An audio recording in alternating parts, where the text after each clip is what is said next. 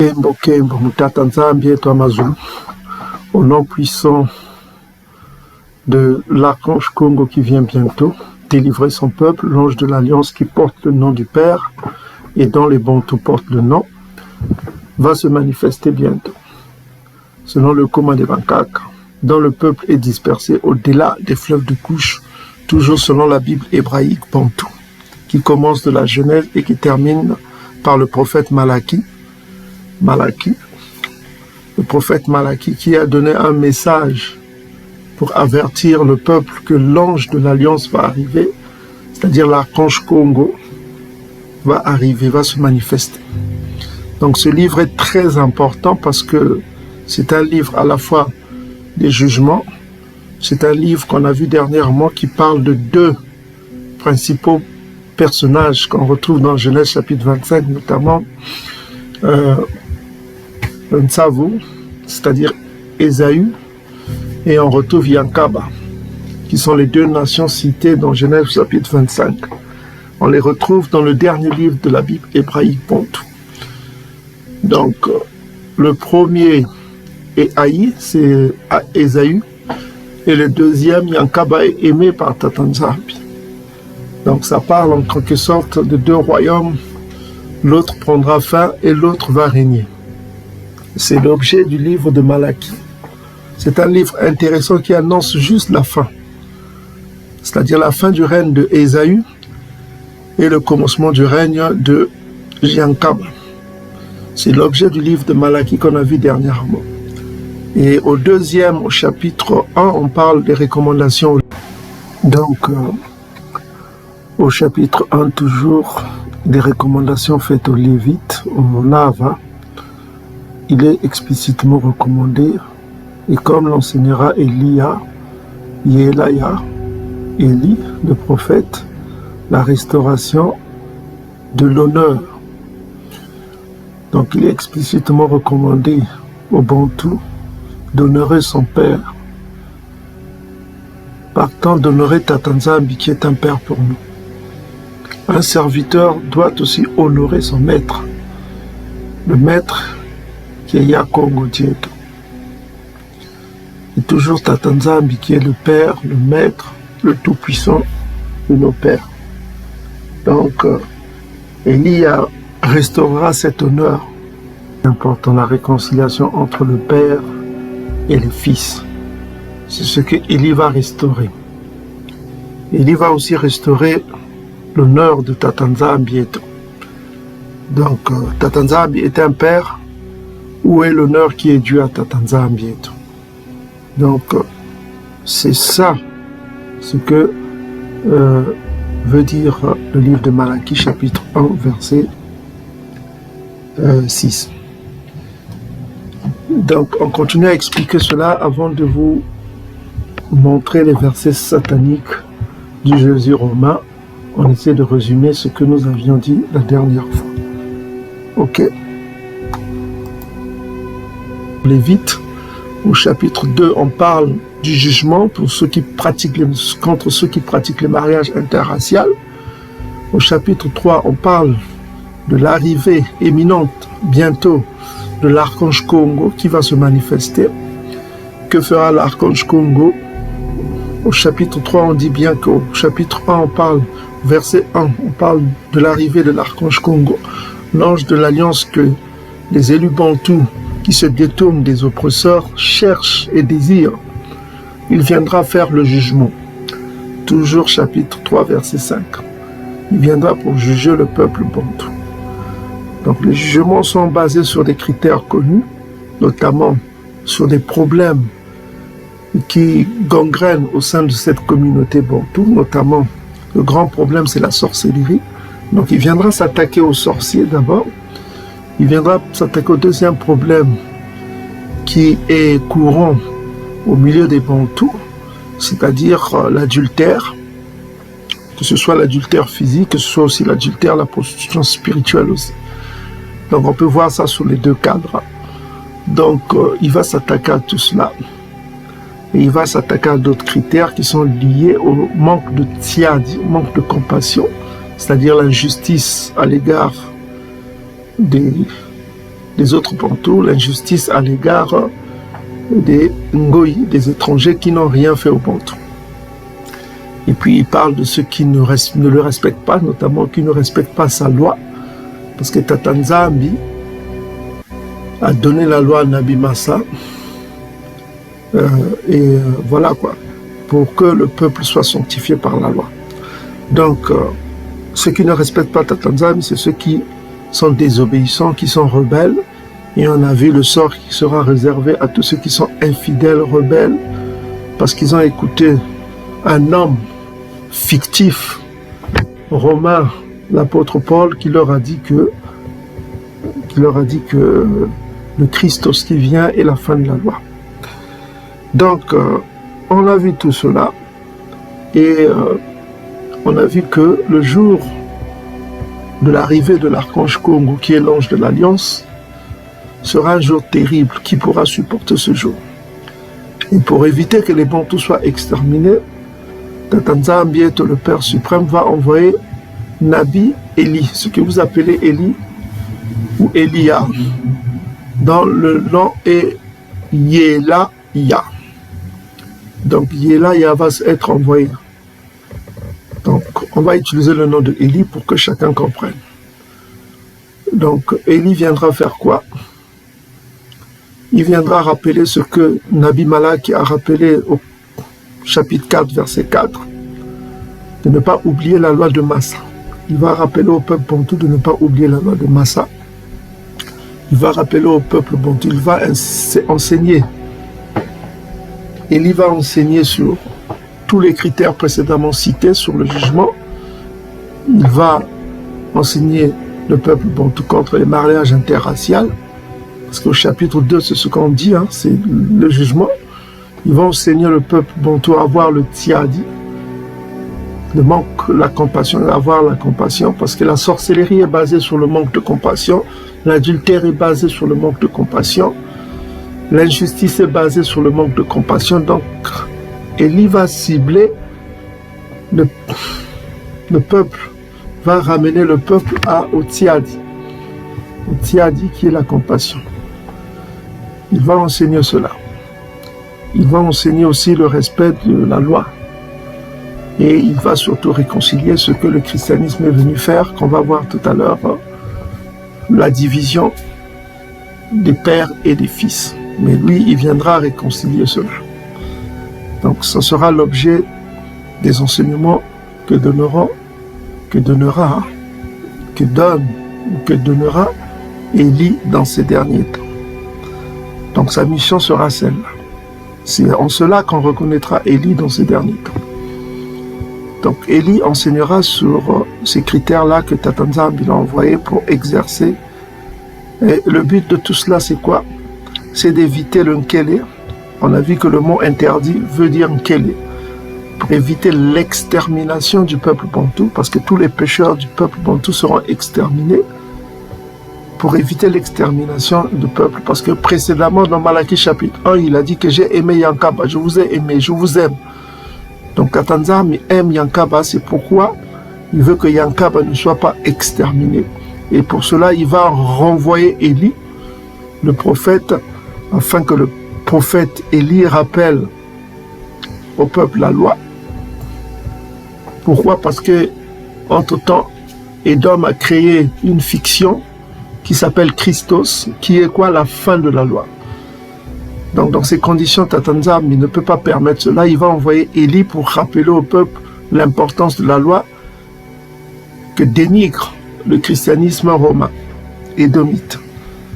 Donc, pour ramener le peuple à l'obéissance à la loi en Séma, c'est ce que fera Eli. Pour enseigner le peuple le tiadi, c'est ce que fera Eli. Et pour que cela permette ce qu'il a parlé de ramener, c'est-à-dire inciter le peuple au soba. Pourquoi cela? Parce que cela nous rappelle la dernière fois que l'archange Congo 7 est intervenu. C'était dans Exode chapitre 12. Exode chapitre 12, qu'a recommandé l'archange Congo. L'archange Congo dans Exode chapitre 12, verset 12, il dit ceci: Cette nuit, je passerai dans le pays de Kamata. Je frapperai tous les premiers-nés du pays de Kamata, depuis les hommes jusqu'aux animaux. J'exercerai des jugements contre les dieux. C'est-à-dire que là, on reconnaît que les Égyptiens étaient des polythéistes. Les dieux, c'est au pluriel. Les dieux d'Égypte. Je suis Yakongo, dit la parole. Mais ce qui nous intéresse, c'est au verset 13. Il dit ceci. Le sang de tout ce qu'ils avaient mangé vous servira de signe sur les maisons. Pourquoi le sang sera sur les maisons? Ça sera des signes où vous serez dans les maisons que vous serez.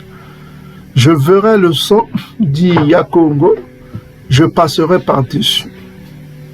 Par-dessus vous, il n'y aura point de plaie qui vous détruise quand je frapperai le pays de Kamata.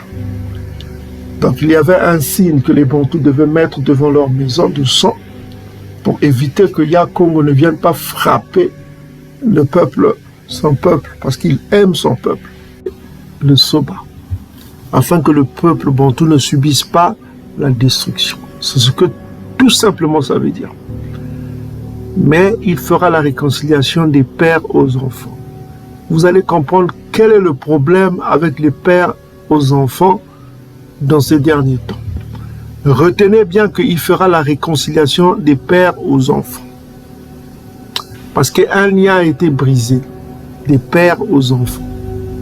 Retenez bien les pères aux enfants. Vous allez comprendre que Édom a tout compris. Le peuple de Satan a tout compris. C'est pourquoi soyez attentifs à tout ce qu'on va répéter dans les prochains mots qui vont suivre. Congo. Donc, le rôle d'Élia, ce sera d'enseigner le Soba. Il enseignera au peuple de se souvenir de la loi de Massa. Ce sera sa mission. Et il enseignera au peuple le Soba. Le Soba, c'est-à-dire la repentance. Pourquoi le Soba? Deutéronome chapitre 30, verset 2 à 3. On dit ceci au peuple Bantou. Ça, c'est le testament de Nabi Massa. Ok? Nabi Massa au verset 1 dit que toutes ces choses t'arriveront, la bénédiction et la malédiction, que je te mets devant toi. Si tu les prends à cœur au milieu des nations chez lesquelles Tatanzam t'aura chassé. Le mot chassé ici, c'est quoi? C'est nada. Voilà quoi. Dispersé. Ça veut dire nada, ça veut dire dispersé. Donc le peuple Bantou a été chassé, c'est-à-dire c'est devenu un peuple dispersé. C'est pourquoi on dit au-delà des fleuves de couches, mais dispersé. C'est un possessif. Donc, le peuple a été dispersé. Verset 2, on dit ceci. Si tu reviens à Tatanzam, ton tout-puissant, virgule. Le verbe revenir ici, c'est quoi? C'est soba. Toujours le même mot que Élie doit utiliser et lui doit faire dans ces derniers temps. Il va enseigner le soba au peuple bantou. C'est ce que Élie va faire. On dit ceci, si tu fais le soba, autrement dit, si tu reviens à Tatanzam, ça veut dire quoi? Ça veut dire si tu fais le soba. C'est-à-dire la repentance. Si tu reviens à Tatanzam, ton tout-puissant. Si tu obéis, obéir c'est quoi? C'est le sema. On a déjà vu le mot sema, c'est l'obéissance. C'est le même mot qui compte. Si tu obéis à sa voix, c'est-à-dire l'obéissance, de tout ton corps, de toute ton âme, toi, non seulement toi et tes enfants, selon ce que je te prescris aujourd'hui. Donc, tu dois faire le soba pour toi et tu dois l'enseigner à ta lignée. Tu dois faire la transmission. Tu dois transmettre cela aux générations qui arrivent, aux jeunes générations, à tes enfants, tu dois leur transmettre. C'est-à-dire, tu dois dire à tes enfants qu'il ne faut pas manger les aliments impurs N'écoute pas Paul parce qu'il est sataniste. Lui qui dit qu'il faut manger de tout ce qui se voit au marché.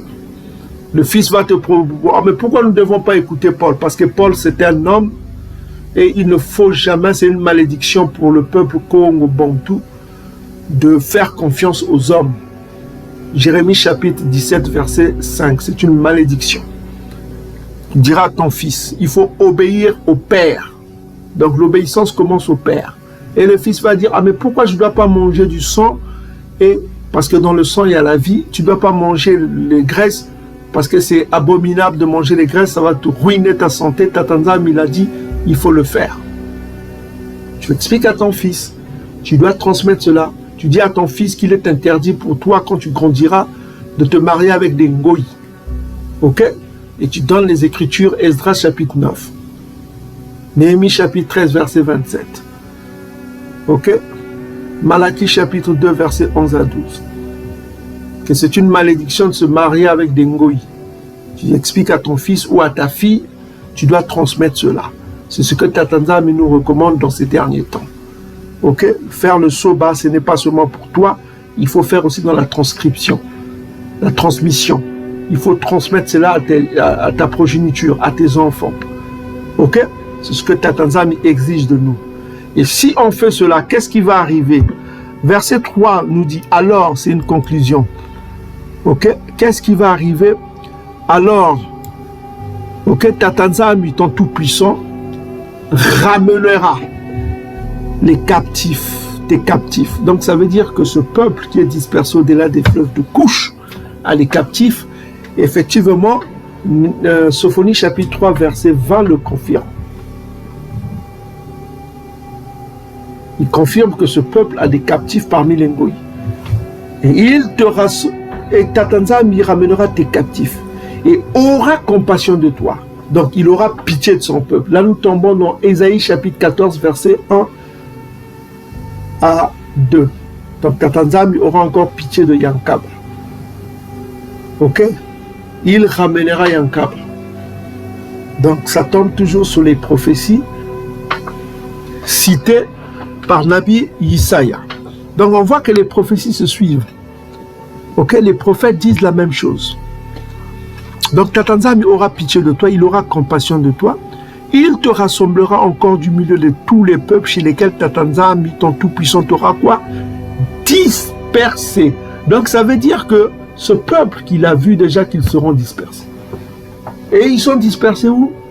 Au-delà des fleuves de Couche. Ésaïe chapitre 18 verset 1 à 7, Sophonie chapitre 3 verset 10 à 20. Ils sont dispersés où? Au-delà des fleuves de Couche, c'est-à-dire de l'Afrique centrale jusqu'en Afrique du Sud. Et leurs captifs sont dispersés parmi les Ngoïs. Là, nous sommes dans Ésaïe chapitre 11, verset 11 à 12. Donc, c'est ce que je tenais à vous dire. Et puis, vous pouvez lire la suite chez vous. Ok? Deutéronome chapitre 30, c'est intéressant. Donc, nous revenons dans Malachie chapitre 4, qui est le dernier chapitre du Komalébankaka. C'est le dernier livre des Bantous. Et nous allons examiner maintenant les versets sataniques du soi-disant Messie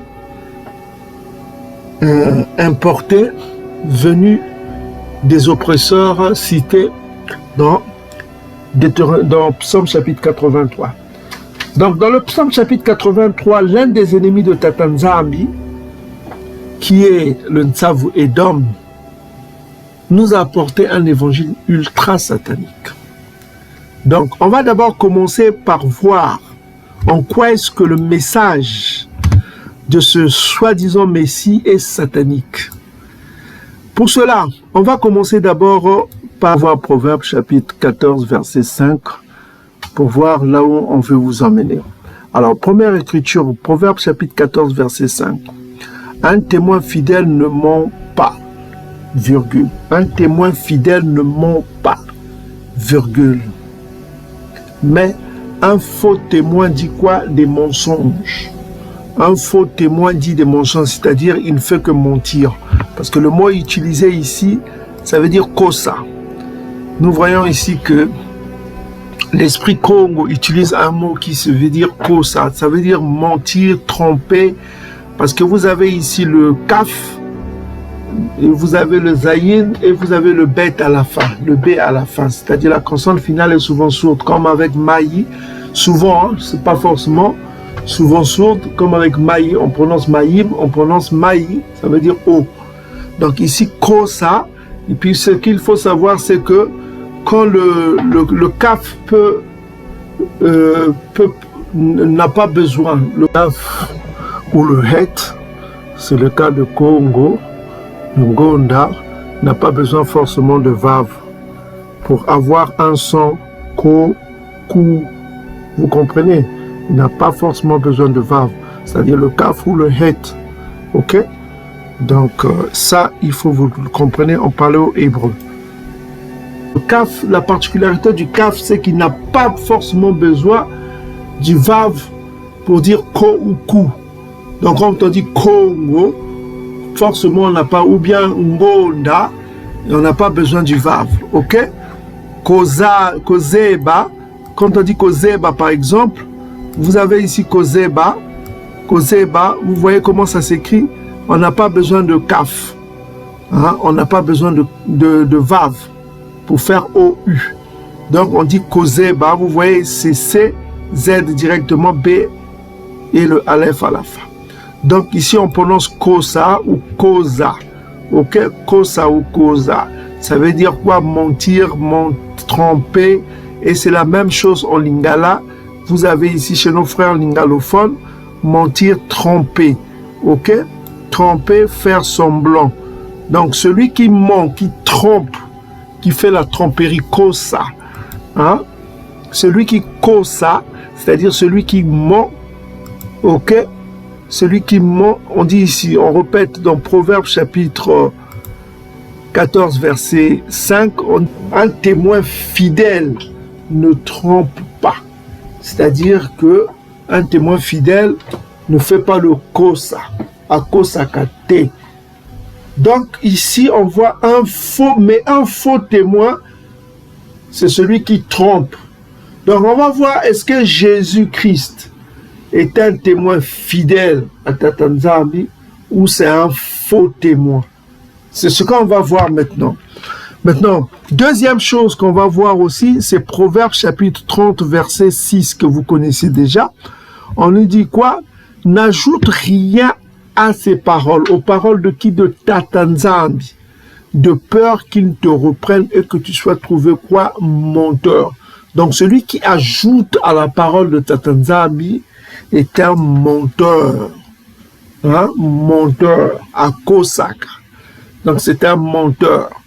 Maintenant, on va voir, est-ce que ce Jésus qui nous a été envoyé est un témoin fidèle à Tatanzambi ou il est infidèle à la parole de Tatanzambi et tout. Donc pour cela, on va aller dans Matthieu chapitre 5. Prenez vos Bibles. On va aller dans Matthieu chapitre 5 pour examiner l'évangile de ce Jésus qui nous a été envoyé par l'oppresseur, nous faisons dire qu'il est Dieu incarné, qu'il est venu du ciel, voilà quoi. Est-ce que celui qui est venu du ciel est un menteur, un faux témoin, ou c'est un témoin fidèle à la parole de Tatanzambi? Donc c'est ça qu'on va commencer pour voir le premier verset satanique de ce Jésus faux Messie. Voilà quoi, qui n'a jamais existé, qui n'est qu'une invention édomite pour conquérir les peuples. Ok? Donc ce n'est qu'une invention édomite pour conquérir les peuples. Notamment, ils ont conquis. Seigneur, voici tes miracles. C'est toi seul qui es Dieu. Je suis au bord des eaux. Par l'autorité que tu m'as conférée, dans le nom de Jésus, je touche à ce que tu as créé. Parce que tu es le Dieu Tout-Puissant. Je suis à la mer. Seigneur qui est comme toi. Seigneur Jésus qui est comme toi. Toi qui as créé les Donc ce n'est qu'une invention édomite pour conquérir les peuples. Notamment, ils ont conquis le peuple Bantou. Ok? Par leur évangile mensonger. Donc, ok. Matthieu chapitre 5, verset 21, pour vous montrer juste la logique. Hein. Donc, on dit ici que Christ est la loi. On parle de qui? Le titre ici chez les chrétiens, on dit que Christos, qui est la fin de la loi, est la loi. Donc, on parle de Christ et la loi. Donc, ce Christos-là. Donc, on dit que ce Christ-là ne croit... Voilà quoi. Il va dire une chose que les gens ont aimé. Ne croyez pas que je sois venu abolir la loi. Je suis venu accomplir la loi. Tant que le ciel et tout ça n'existe, voilà quoi. Tous ces ce baratin-là que nous avons aimé. Hein. Voilà, on a cru, ah mais c'est bon. Il n'est pas venu abolir la loi. On a enseigné tout cela. Souvenez-vous. Il n'est pas venu supprimer. Tous ceux qui enseignent la loi sera juste dans le royaume des cieux. Tout cela est bon. Vous comprenez, il a dit des bonnes choses. Donc le Romain qui écrivait cela dans sa bibliothèque du Vatican, bon, enfin, ces lieux-là changent au fur et à mesure que les pouvoirs romains changent. Donc on voit que ces gens qui ont écrit ce texte-là, notamment ces Romains qui ont écrit dans leur bibliothèque là-bas, qui ont écrit ce texte-là, qui ne connaissaient rien des écritures hébraïques bantou, vont inventer un texte abracadabra qui montre leur ignorance des écritures hébraïques israélites bantous, sémites. Parce que les bantous sont des sémites. Okay? Les sémites sont des noirs. Et ceux que vous voyez actuellement, c'est des métissés. Ils n'ont rien à voir avec les sémites originels. Donc les bantous ont gardé leurs caractéristiques sémites d'antan, d'avant quoi. Donc ici on dit quoi? On dit Matthieu chapitre 5 verset 20, 21. Donc c'est là où il commence sa thèse hein, avec la loi qui va dicter là. Donc il dit que vous avez entendu qu'il était dit aux anciens. Dans d'autres traductions, on dit que vous avez entendu ce qui a été dit au temps passé. Hein. On va voir un peu son développement pour que vous compreniez le contexte. Hein, parce qu'on ne va pas dire n'importe quoi. Nous sommes ici pour faire une étude sérieuse. Nous ne sommes pas ici pour dénigrer nos frères christianisés et de mythes. Et puis nous sommes dans un processus de prouver notre point de vue, de prouver que votre christianisme là, c'est faux. Ok? Vous êtes en train de croire, vous êtes idolâtres. Donc nous ne sommes pas comme vos pasteurs qui se réveillent un matin, qui vont faire une vidéo en train de déverser les écritures, tout ça. Nous sommes en train de faire un travail pédagogique sérieux, nous donnons des preuves linguistiques, tout ça. Ce qu'il faut comprendre que ce livre a été écrit, nous a été transmis en Kouané, ok, qui est le grec ancien. Donc on va examiner les mots en Kouané. C'est un travail pédagogique que nous sommes en train de faire. Nous ne sommes pas en train de faire un travail à la va-vite comme ceux qui font des vidéos sur Internet en disant que Jésus-Christ a existé, c'était Koudoumale, je sais pas quoi, Koudoumale, c'était Yahoshua, tout ça comme ça. Ils disent Jésus qui déverse les écritures, c'est là, sans donner sans connaître les langues qui ont été écrites. Voilà quoi. Nous on fait un travail studieux, sérieux, pédagogique. On examine les mots hébraïques, on examine les mots Congo. Comme on vous a prouvé avec Kosa, donc on essaie de voir la relation entre le langage. Comme Abbé Proyard avait dit que le peuple dispersé au-delà du fleuve de Couche, Abbé Proyard, ce sont ces mots, ce sont les jésuites, armées des jésuites qui sont venus au-delà du fleuve de Couche pour constater des faits. Ils ont fait un rapport au pape pour dire qu'on a trouvé le peuple israélite qui sont dispersés au-delà des fleuves de Couche. Ils parlent un langage hébraïque, ils parlent le l'hébreu ancien, ils parlent le grec ancien, ils parlent le latin ancien, c'est-à-dire romain. Ils ont donné un rapport au pape. Et puis voilà, c'est là où on a démontré que effectivement les Bantous sont le peuple du Dieu vivant dispersé au-delà des fleuves de Couche. On a publié cela. Donc, nous faisons un travail sérieux, studieux. Donc, ce qu'on va faire ici, on va essayer de voir le contexte. Comment il est en train de parler, voilà quoi. Donc, on ne veut pas faire quelque chose à la va-vite. C'est vrai que la vidéo sera longue, sérieux. On va essayer de couper cette vidéo en petits morceaux. On ne sait pas comment on va la partie production verra comment on va faire. Ok? Donc on discutera avec la partie production pour voir comment on va faire. Est-ce qu'il faut couper cela par semaine pour ne pas inonder le peuple avec beaucoup de compréhension, de trucs comme ça. Donc comment on va voir? On est en train de faire un travail pédagogique ici.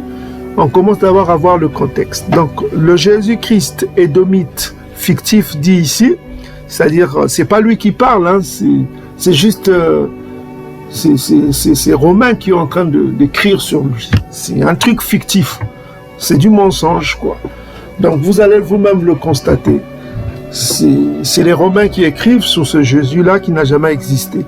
Donc on dit ici, Matthieu chapitre 5, verset 21, vous avez entendu qu'il a été dit aux anciens, c'est-à-dire il parle de la loi mosaïque, hein.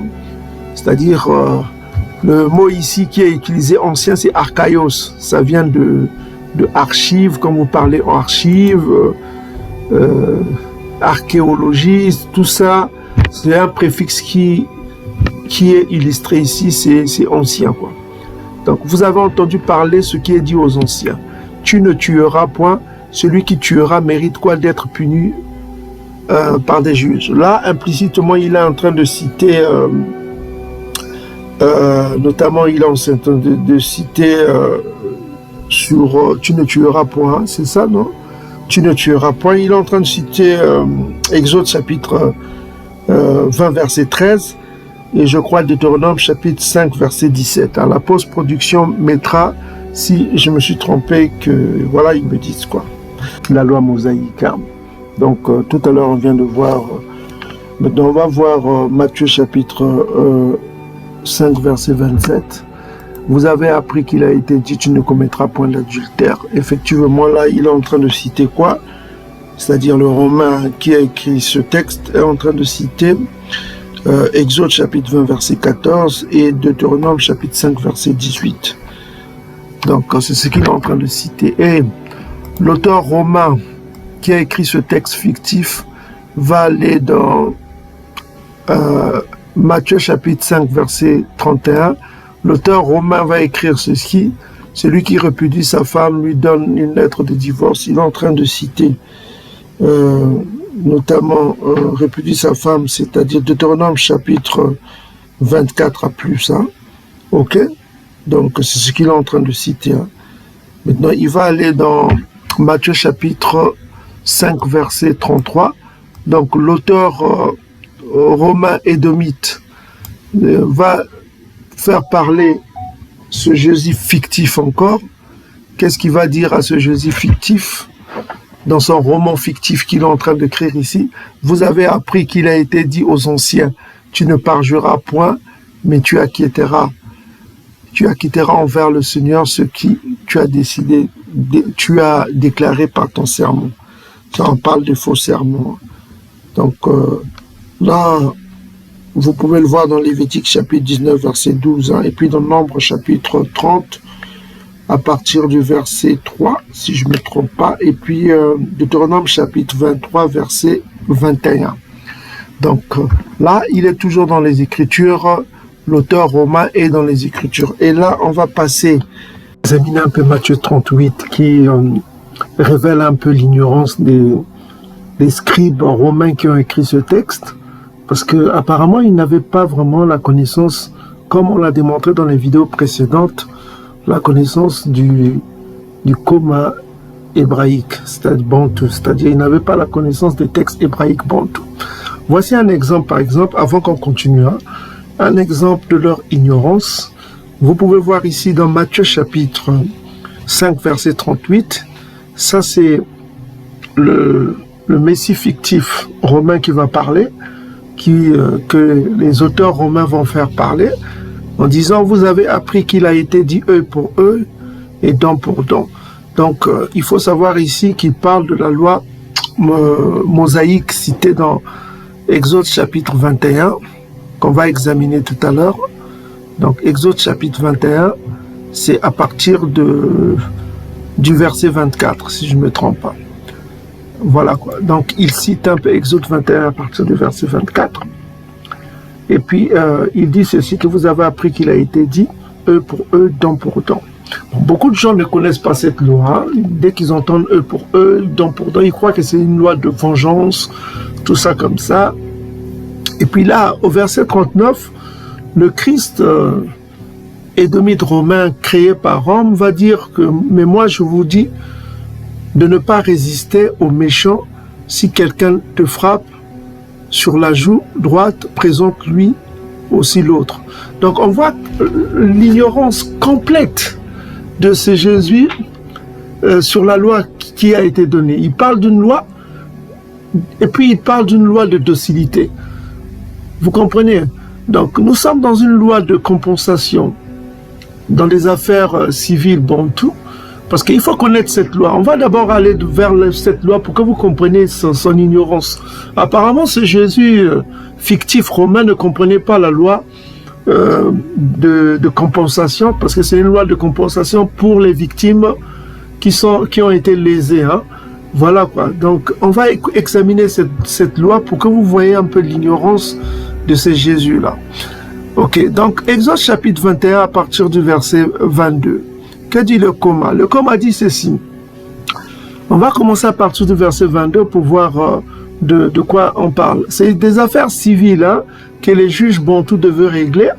Et que ça se passait comment? C'est-à-dire, si des hommes se querellent, s'il y a une querelle, et qu'ils heurtent une femme enceinte et la fassent accoucher prématurément, sans autre accident, ils seront punis d'une amende imposée par le mari. Donc, le mari de la femme va imposer une amende et qu'ils paieront devant les juges. Donc, ils doivent payer cette amende devant les juges. Donc, je répète, si des hommes se querellent, s'il y a une querelle entre bantous et qu'ils heurtent une femme enceinte et qu'ils fassent accoucher sans autre accident, ils seront punis d'une amende imposée par le mari de la femme et qu'ils paieront devant les juges. Ok? Donc ça c'est la loi. Maintenant, verset 23 dit quoi? Mais s'il y a un accident, tu donneras vie pour vie. Donc ça sera vie pour vie. S'il y a un accident, c'est-à-dire que la femme meurt ou bien que l'enfant meurt, vous donnerez vie pour vie, œil pour œil, et il ajoute vie pour vie, œil pour œil, dent pour dent, main pour main, pied pour pied. Donc s'il y a un œil qui est troué, donc l'œil de l'autre aussi doit être troué. Si une dent est cassée, l'œil de l'autre aussi doit casser. Voilà, main pour main, pied pour pied. Donc vous voyez la loi. Encore une autre disposition de cette loi, allant dans Lévitique chapitre 24, verset 20, on dit ceci. On commence à partir du verset 19. Si quelqu'un blesse son prochain, il lui sera fait comme il l'a fait. Fracture pour fracture, œil pour œil, dent pour dent. Voilà, il lui sera fait la même blessure qu'il a faite à son prochain. Voilà quoi. Donc, celui qui fait une blessure, c'est-à-dire qui blesse son prochain avec un couteau, voilà, lui aussi il sera blessé avec un couteau. Voilà quoi. Fracture pour fracture, œil pour œil, dent pour dent. Il lui sera fait la même blessure qu'il a faite à son prochain. Donc, ça, c'est des lois pour les victimes. Hein. C'est-à-dire des victimes lésées. Ils doivent reconnaître que voilà, celui qui a fait un tort, il doit reconnaître le tort qu'il a fait. Ça, c'est des lois, des visées volontaires, c'est-à-dire quelqu'un qui a fait du mal volontairement à quelqu'un, fracture pour fracture, œil pour œil, dent pour dent, il lui sera fait la même blessure qu'il a faite. Il a été donné pour canaliser les vengeances personnelles et que les choses soient faites selon les juges. Les juges qui étaient là, les juges bantous qui devaient régler les affaires civiles. Donc, parce qu'il y a une autre loi qui interdit la vengeance personnelle, notamment Lévitique chapitre 19, verset 18, « Tu ne te vengeras point et tu ne garderas point de rancune contre les enfants de ton peuple. Tu aimeras ton prochain bantou comme toi-même. Je suis Yakongo, l'esprit Congo. Je suis l'esprit Congo. » C'est Tatanzambi qui parle. Donc, il y a un mécanisme c'est un mécanisme qui a été fait pour éviter des vengeances personnelles, que cela soit canalisé selon la loi mosaïque, selon la loi, et que les juges soient des témoins, notamment, parce que il y a des faits, il y a notamment des des péchés involontaires qui doivent être réglés aussi par les juges. Il y a des péchés volontaires. Celui qui volontairement troue l'œil d'une de l'autre bantou, il est coupable. Son œil aussi doit être troué. Donc, tout cela doit être examiné avec les juges et parfois les lévites qui étaient là pour examiner d'une façon spirituelle en consultant Tatanzambi pour savoir ce qui s'est réellement passé. Donc, il y avait tout cela avant de prendre un jugement. Et si Jésus-Christ était le sauveur, il devait le savoir.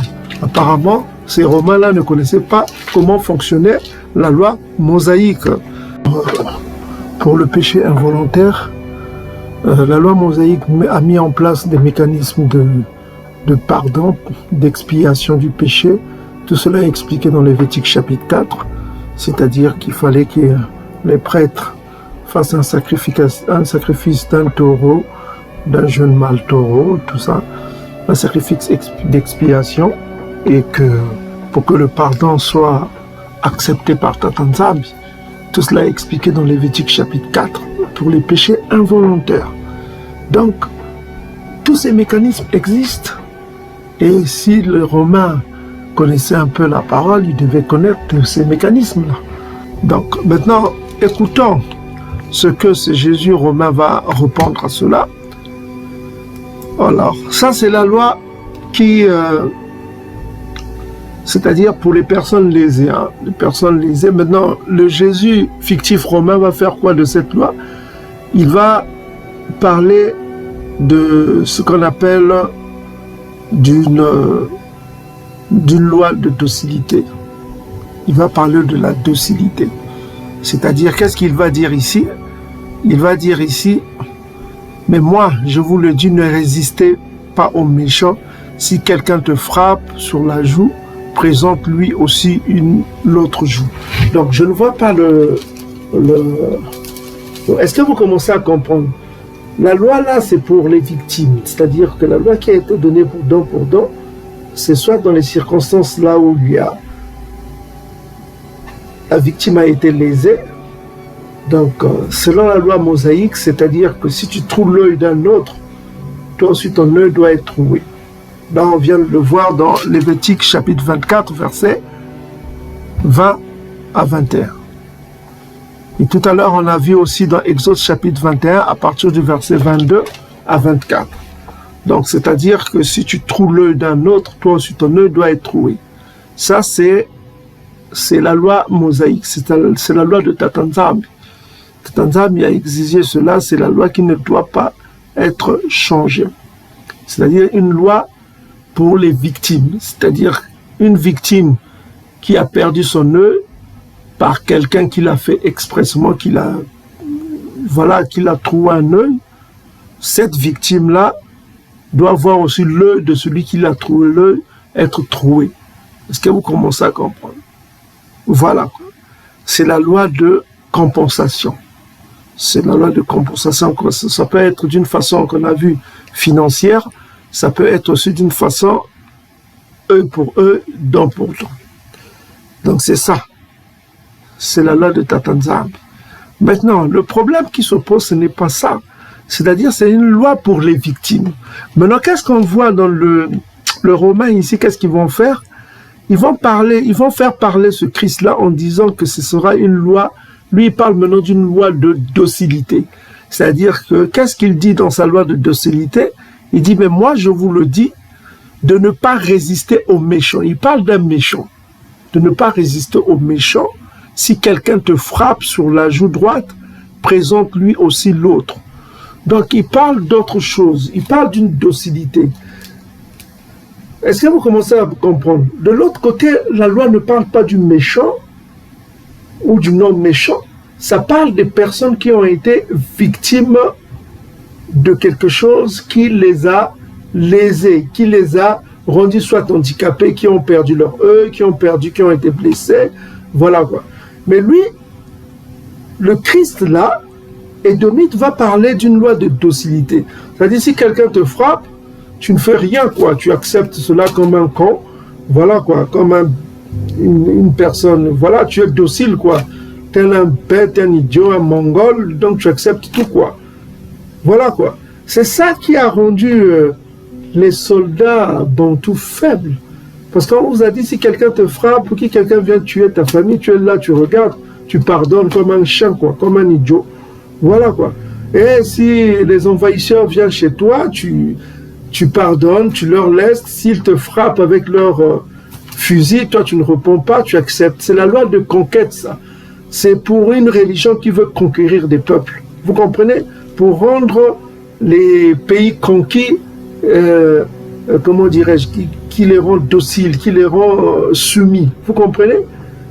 C'est pas étonnant que l'apôtre Paul dans Romains chapitre 13 vous dit que obéissez aux autorités, tout cela, c'est toujours dans cette logique.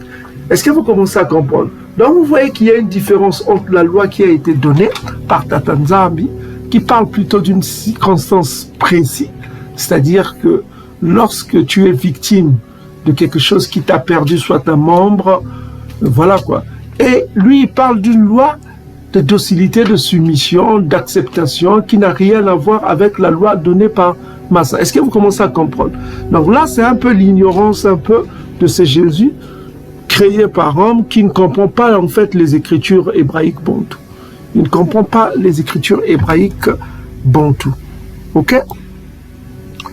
Voilà, ça c'est une première chose que vous devez comprendre. L'ignorance un peu de ce Jésus. Donc, nous sommes dans une loi mosaïque de Tata Nzambi, selon Néhémie chapitre 8, parce que la loi mosaïque, c'est la loi de Tata Nzambi, qui parle des victimes, lésées, blessées, tout cela. Et lui, il parle de quoi? Des lois de soumission, de lois de docilité. Voilà, tel un camp, on te frappe là, tu présentes l'autre jour, tout ça comme ça n'a rien à voir avec la loi mosaïque de œil pour œil, dent pour dent. Œil pour œil, dent pour dent veut dire quoi? Qu'une victime lésée, qui perd son œil, qui perd son bras, qui perd son dent, ça sera pareil pour celui qui l'a fait. Voilà, celui qui l'a fait, il doit payer le prix.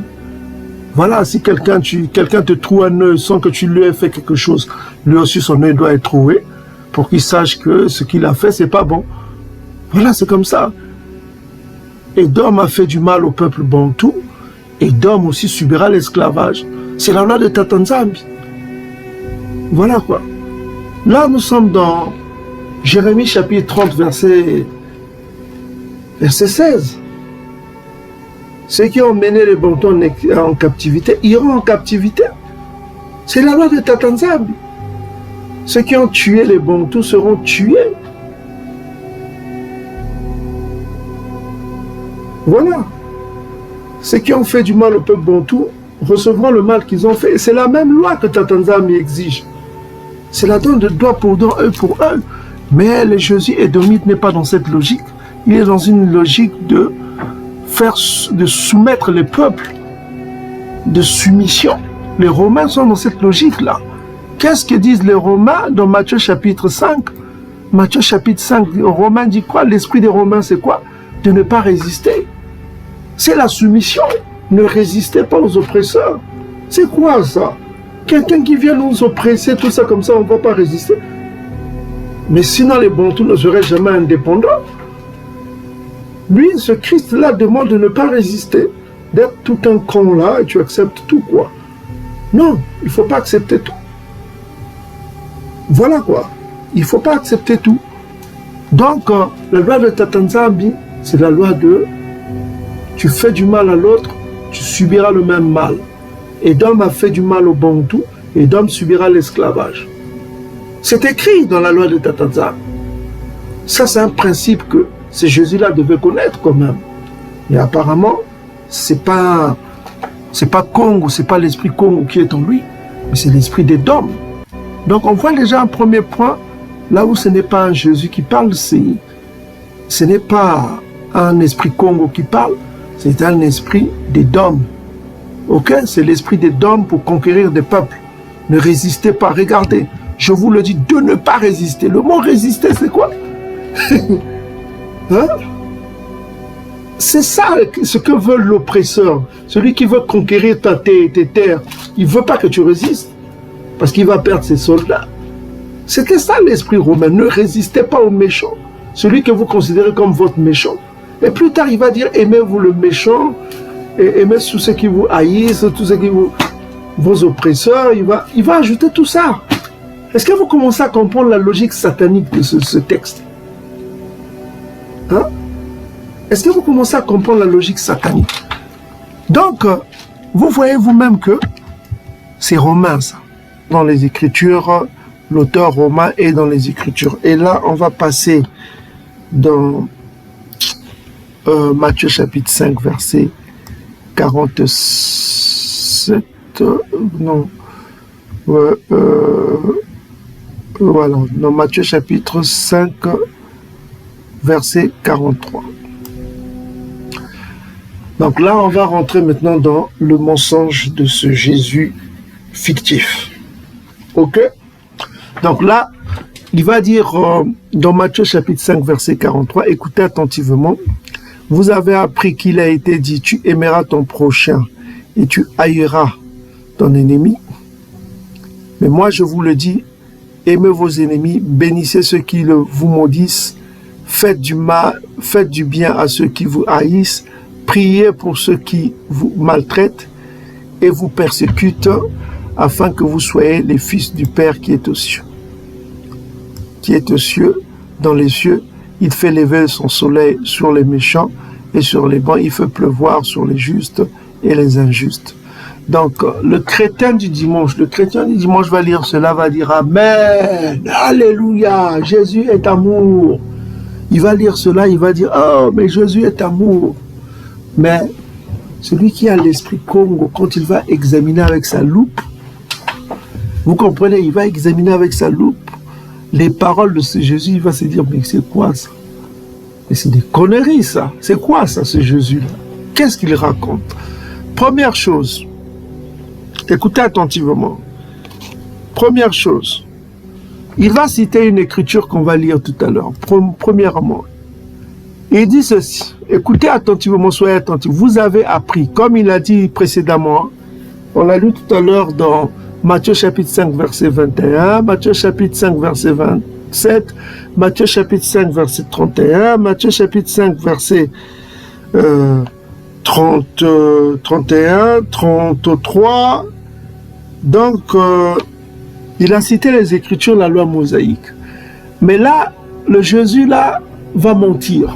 Il va utiliser un mensonge qui va passer inaperçu. Écoutez attentivement ce qu'il va dire. Première écriture, vous avez appris qu'il a été dit, tu aimeras ton prochain, virgule. Ça, c'est juste. Vous les chrétiens du dimanche, vous voyez cela, vous lisez, mais vous ne lisez pas avec l'esprit Congo. Parce que vous n'en avez pas, première chose. Et que voilà, le Tout-Puissant, pour le Tout-Puissant, vous êtes une abomination. Vous adorez une fiction romaine, quoi, qui n'existe pas. Voilà, quoi. On dit ceci. Tu ne reprendras point de calomnie parmi ton peuple. Tu ne t'élèveras point contre le sang de ton prochain, dit l'esprit Congo. Tu ne haïras point ton frère dans ton cœur, dit l'esprit Congo. Tu auras soin de reprendre ton prochain. Reprendre ton prochain, ça veut dire que quand tu vois une femme bantou en route, il faut prendre soin avec un homme ngoï. Il faut prendre soin de lui dire que ma soeur, ce que tu es en train de faire, c'est pas bon. Ça, c'est reprendre ta soeur bantou. Tu lui dis que vraiment, tu ne dois pas te marier avec un homme ngoï. Tu es israélite bantou. Tu appartiens à un peuple du Dieu vivant. Je peux te le prouver, parce que le peuple du Dieu vivant est dispersé au-delà du fleuve de couche. Tu ne dois pas faire les mariages interraciaux, parce que c'est une abomination. Tu lui donnes Esdras chapitre 9. Voilà.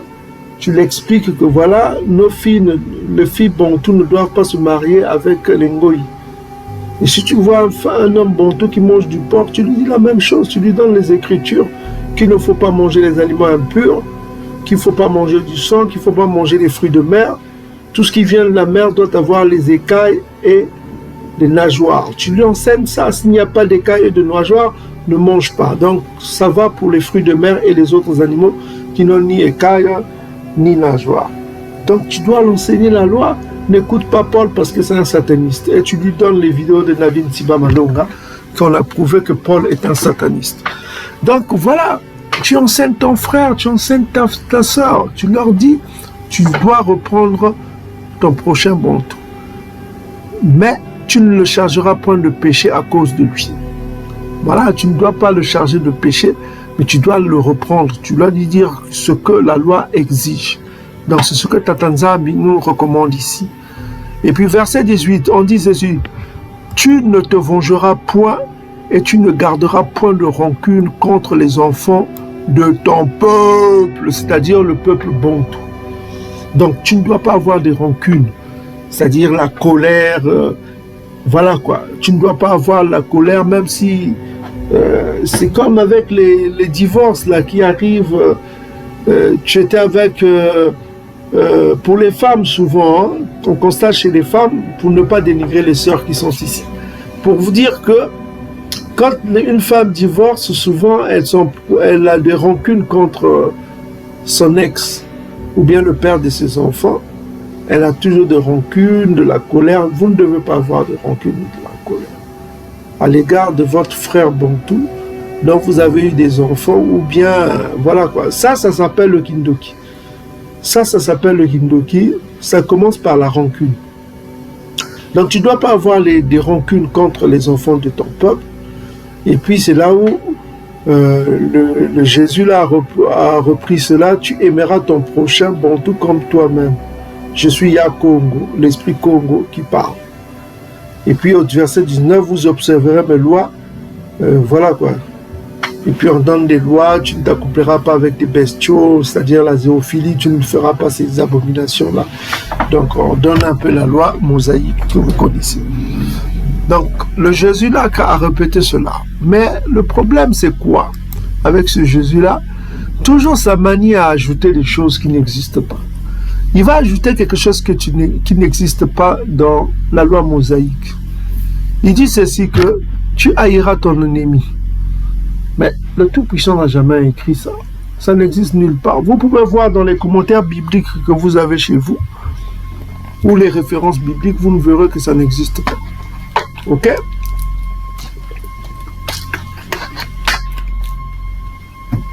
Donc vous verrez que ce Jésus-Christ va inventer quelque chose qui n'existe pas dans les Écritures hébraïques. Le Tout-Puissant n'a pas demandé à son peuple d'haïr leur ennemi bontou. Le Tout-Puissant n'a jamais ordonné aux Bantous d'haïr leur ennemi. Bantou, je dis bien Bantou, pas les Ngoï. Parce qu'ici on parle des ennemis de ton peuple, tu aimeras ton prochain. Quand il a donné le verset là, il a parlé de quoi? On vient de le lire, de ton peuple. C'est écrit de ton peuple. Il le savait. Mais de quel ennemi il parle? Maintenant, la question qui se pose, s'il parle des Ngoï, or l'esprit Congo dit que les Ngoï, c'est qui les Ngoï? Ils sont des ennemis aussi des Bantous. Hein? Néhémie chapitre 5 verset 9. Psaume chapitre 83 que vous connaissez, verset 2 à 12. Les ennemis des Bantous, c'est les Ngoï. Donc vous comprenez. Est-ce qu'il parle de Ngoï? Maintenant, supposons qu'il parle de Ngoï, c'est là où vous allez comprendre le satanisme de cela. Hein? Parce que s'il parle de Bantou ici, ça n'existe pas dans le commun. Parce que le commun n'a pas jamais parlé qu'il faut haïr le peuple Bantou. N'est-ce pas? Au contraire, que dit le commun en ce qui concerne les Bantous? C'est là où vous allez comprendre l'importance de ce verset-là. Première chose, s'il parle des Bantous, alors que dans Lévitique chapitre 19, verset 17, Tatanzam, il précise bien, hein, lisez bien, tu ne haïras point ton frère dans ton cœur. Donc tu ne haïras point ton frère dans ton cœur. Mais où est-ce que ce Jésus édomite, créé par Rome, qui va dire dans Matthieu, chapitre 5, en nous faisant croire que, 43, en disant que il est écrit, vous avez entendu, donc ça veut dire qu'il est écrit que tu haïras ton prochain. Tatanzam, il n'a jamais écrit cela dans aucune Bible.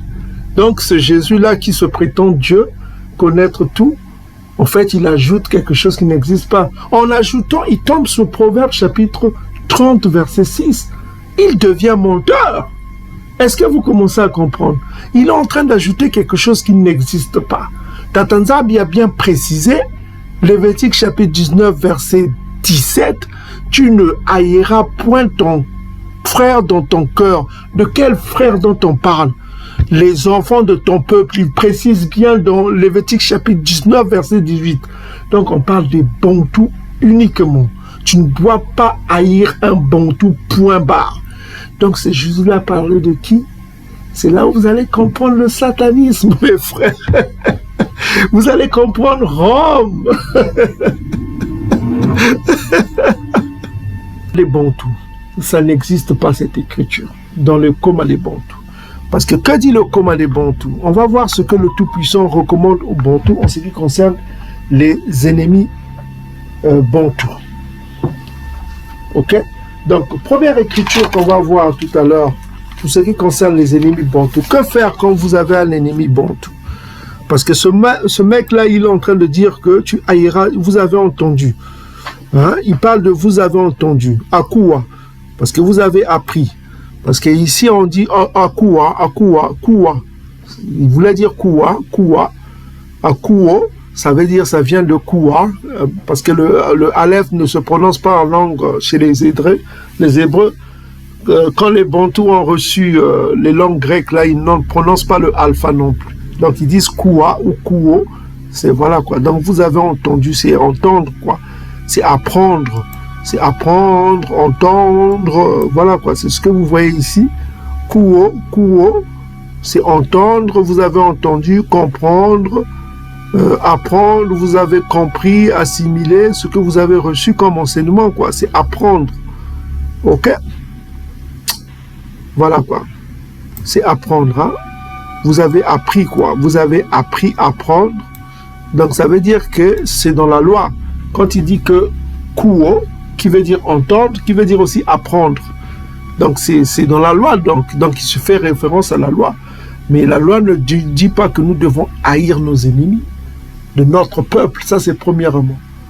Les ennemis de notre peuple, nous ne devons pas les haïr. Au contraire, le Tout-Puissant nous recommande quelque chose en ce qui concerne les ennemis de notre peuple. Première écriture qu'on va voir pour les ennemis de notre peuple, qu'est-ce que nous devons faire, comment nous devons nous comporter devant les ennemis de notre peuple. Nos ennemis. Donc, prenez la Bible, vous allez dans Exode chapitre 23, versets 4 à 5. Donc, on dit ici, que dit le commun en ce qui concerne les ennemis du peuple? Bon, c'est-à-dire que nous avons deux sortes d'ennemis qu'on vient de vous dire, les ennemis du peuple entre Bantou, et vous avez les ennemis qui sont les Ngoï. Ok? Donc, si c'est Jésus-Christ-là parlait des ennemis du peuple Bantou, c'est que ce Jésus-Christ-là a menti. Il a ajouté une écriture qui n'existe pas. Que recommande le Coran en ce qui concerne les ennemis de notre peuple? On dit ceci. Si tu vois l'âne de ton ennemi, Bantou, hein, en l'occurrence, parce que le contexte ici parle des Bantous. Si tu vois l'âne de ton ennemi succombant sous sa charge et tu hésites à le décharger, tu l'aideras à le décharger. Tu ne porteras point atteinte au droit du pauvre de son procès. Donc ça veut dire que si tu vois ton frère Bantou, qui est ton ennemi en difficulté, si tu le vois en difficulté, ce que tu dois faire, tu dois l'aider, quel que soit le bif que vous avez, hein, le problème que vous avez, tout ça comme ça. Ok? Voilà quoi. Donc, c'est ce qu'on veut nous dire ici, c'est ce que recommande Tatanzambi. Donc, nous sommes dans Exode chapitre 23, versets 4 à 5. On va relire encore. Si tu rencontres le bœuf de ton ennemi, hein, ici en l'occurrence on parle des Bantous, entre Bantous, hein, on parle des Bantous, les règles morales, hein, c'est les règles morales au sein de la société Bantou. Ok? Donc on dit ceci, si tu rencontres le bœuf de ton ennemi Bantou, ou son âne égaré, tu le lui ramèneras. Donc tu ne feras pas, parce qu'il est ton ennemi, vous avez eu des problèmes avec lui, tu vas quand même ramener son bœuf. Tu ne vas pas ignorer quand même que son bœuf s'est perdu, quelque chose. Tu vas dire, bah, lui je l'aime pas, bah, je veux pas. Mais tu dois le lui ramener. Ok? Si tu vois l'âne de ton ennemi succombant sous la charge, et que tu hésites à le décharger, tu l'aideras à le décharger. Donc tu dois aider ton frère Bantou, quel que soit le problème que vous avez. Si vous avez eu des problèmes, tu dois oublier les problèmes, tu dois porter secours à ton frère bantou. C'est ce que recommande la loi de Nabi Massa. Donc, on va voir deuxième écriture qui va toujours dans ce sens, c'est Deutéronome chapitre 22, versets 1 à 4. Ça, c'est en ce qui concerne le peuple bantou. Donc, Deutéronome chapitre 24, c'est toujours la loi. Deutéronome chapitre 22, si je me souviens, c'est 22. Attends, je vais voir, ça doit être 22, verset, ça commence à partir du verset 1 à 4. On commence d'abord 1.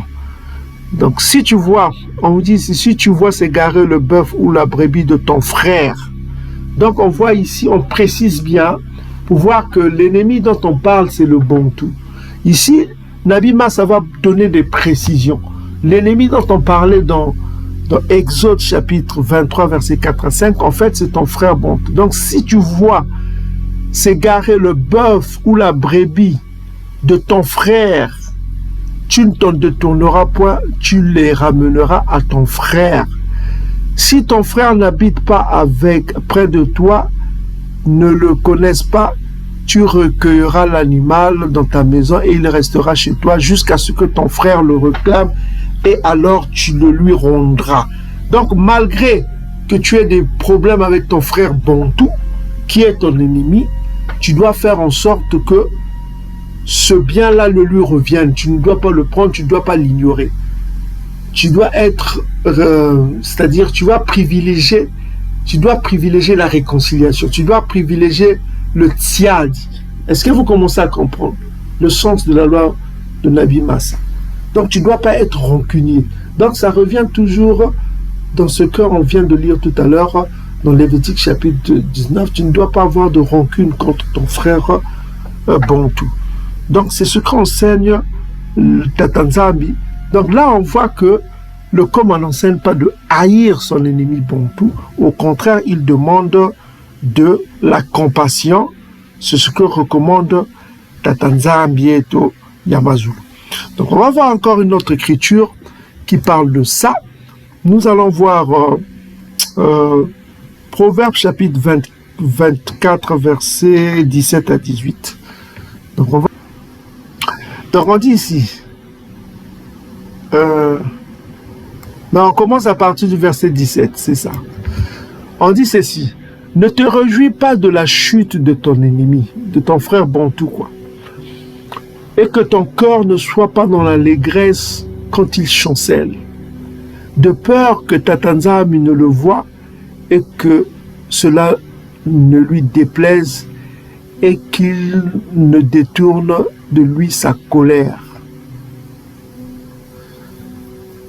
Donc on dit ici que il ne faut pas te réjouir quand ton ennemi bantou est tombé et est en train de subir le jugement de Tata Nzambi, parce qu'à cause du mal qu'il t'a fait. Ne te réjouis pas pour ça. Sinon Tata Nzambi va se fâcher, va abandonner le jugement, le missifa qu'il est en train de faire subir à ton ennemi bantou, et il se fâchera contre toi, parce que tu te réjouis du malheur de ton frère bantou. Donc il faut se souvenir de ça. Donc c'est ce que Tata Nzambi enseigne. On voit que le Jésus-Christ qui nous ment là est en train de salir les écritures de Tata Nzambi, alors que Tata Nzambi ne demande pas que nous haïssons nos ennemis. Cette écriture n'existe nulle part, qui est dans la tête du Romain qui a écrit cet évangile-là. Donc on va voir encore une dernière écriture qui confirme encore que Tata Nzambi n'a jamais ordonné aux Bantous d'haïr d'autres Bantous. Je répète bien, d'haïr d'autres Bantous.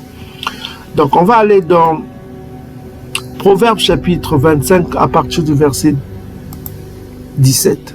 On commence à partir du verset 21. Donc on parle ici toujours des relations entre Bantous. On dit ici: si ton ennemi Bantou a faim, donne-lui du pain à manger. Ok? S'il a soif, donne-lui de l'eau à boire. Car ce sont des charbons ardents que tu amasses sur sa tête. Donc on voit que si ton ennemi Bantou a soif, ne lui fais pas du mal qu'il t'a fait. Fais-lui le bien.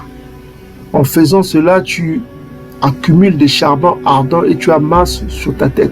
Ça a été repris par le méchant Paul, là, dans son livre de Romains, ok, pour toujours prêcher son évangile. Donc les Romains qui ont écrit le livre de Romains, Paul, chez Paul là-bas, ils ont repris ce verset des Proverbes.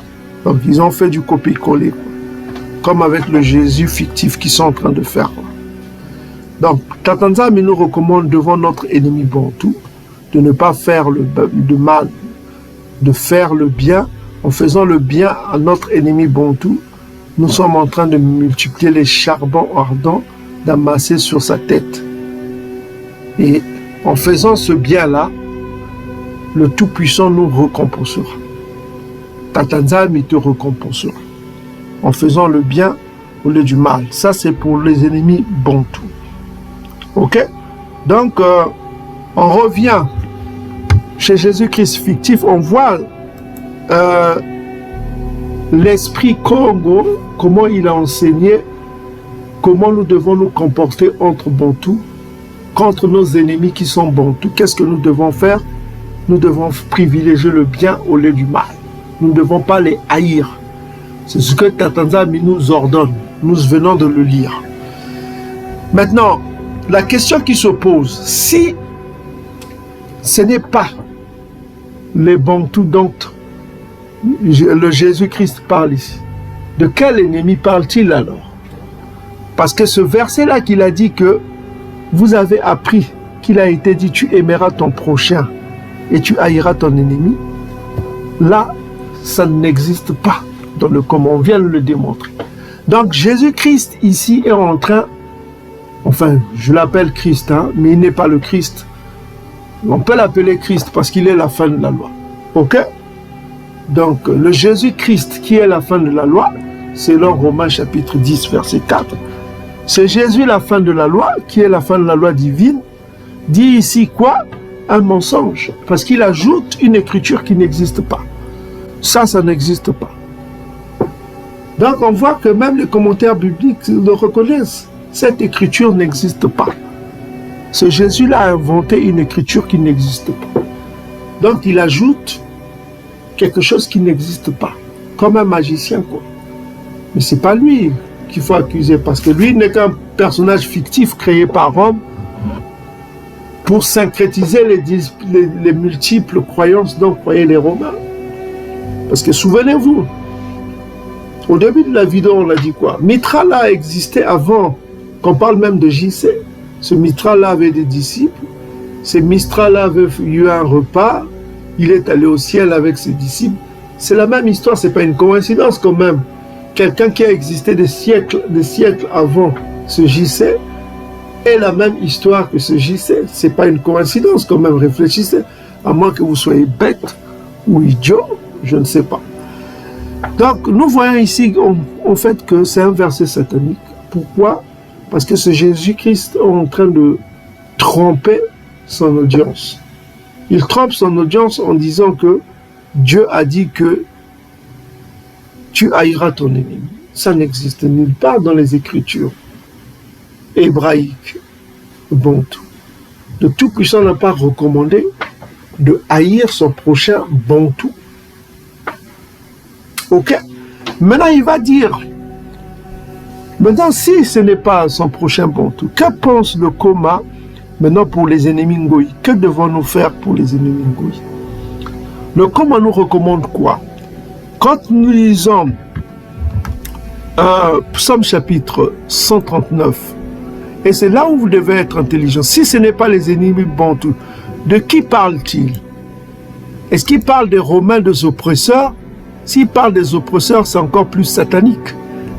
Parce que ça ne correspond pas à l'esprit Congo. 19 ans. Écoutez ce que le Tout-Puissant, la prière. On dit ceci. Oh Tata Nzambe, puisses-tu faire mourir quoi le méchant? Le méchant, en l'occurrence, ici, c'est Odom. Homme de sang, éloignez-vous de moi, dit le psalmiste. Il parle de toi d'une manière criminelle. Là, on va comprendre de qui. On parle de Ngoï qui déteste Tata Nzambe dans la liste citée dans le psaume chapitre 83. Donc, on dit ici, Ils parlent de toi d'une manière criminelle. Ils prennent ton nom pour mentir. Eux, tes ennemis. Les ennemis de Tatanzambi, c'est qui? Contexte, hein, pour comprendre le psaume chapitre 83 que nous aimons beaucoup, qu'il faut méditer souvent le jour de nouvelle lune. Hein.